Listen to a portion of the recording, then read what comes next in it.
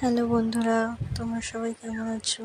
আমি first time voice করছি, আর আমি জানি না আমার ব্লগ কেমন হবে, কারণ আমি কোনোদিন সেইভাবে ব্লগ করিনি আর করতেও পারি না। প্রথমবার ভয়েস করলাম, চেষ্টা করছি ব্লগ করার।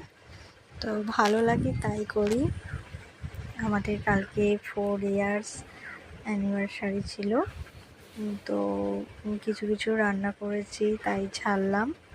খুব ভালো করে সাজাতে পারিনি আর সাজাইও নি, কারণ আমার ছোট বেবি আছে, আমাকে একাকি সব করতে হয়, কারণ আমার শাশুড়ি মা নেই। তো আমার বেবিকে নিয়ে খুব একটা ভালো করে সাজাতে পারলাম না, যতটুকু পেরেছি করলাম।